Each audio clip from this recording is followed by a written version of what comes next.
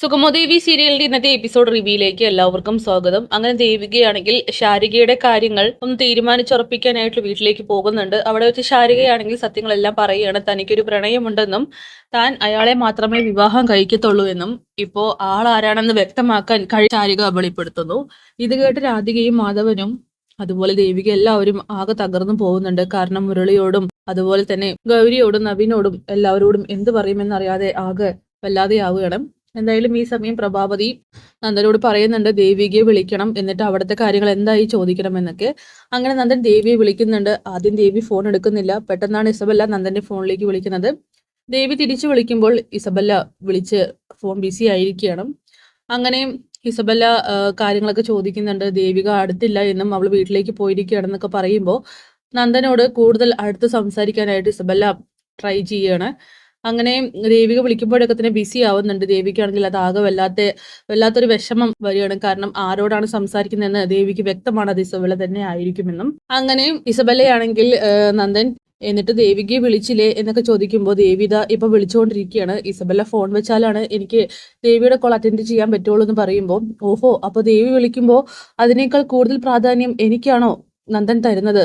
അപ്പം എന്നെ അത്രത്തോളം വലിയ സ്ഥാനത്താണ് നന്ദന്റെ മനസ്സിൽ വെച്ചിരിക്കുന്നതെന്നൊക്കെ ചോദിച്ചുകൊണ്ട് ഇസബല്ല നന്ദനെ ഒരു ഉമ്മയൊക്കെ കൊടുക്കുകയാണ്. ഇത് കേട്ട് നന്ദനാണെങ്കിൽ ആകെ വല്ലാതെ ആവുന്നുണ്ട്. കാരണം ഇസബല്ല അതിര് വിടുന്നു എന്ന് അവനും മനസ്സിലാകുകയാണ്.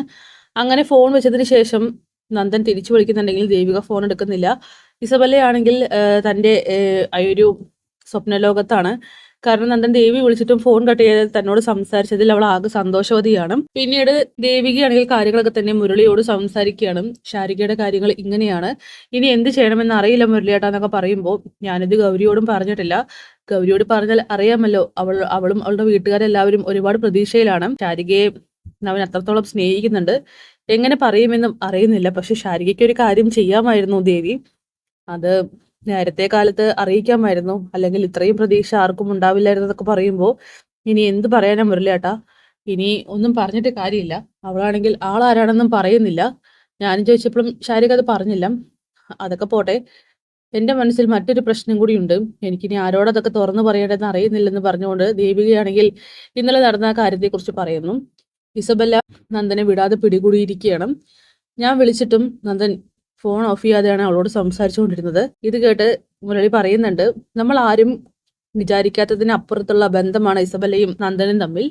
അവർ തമ്മിലുള്ള ബന്ധം എന്താണെന്ന് കണ്ടുപിടിക്കണം.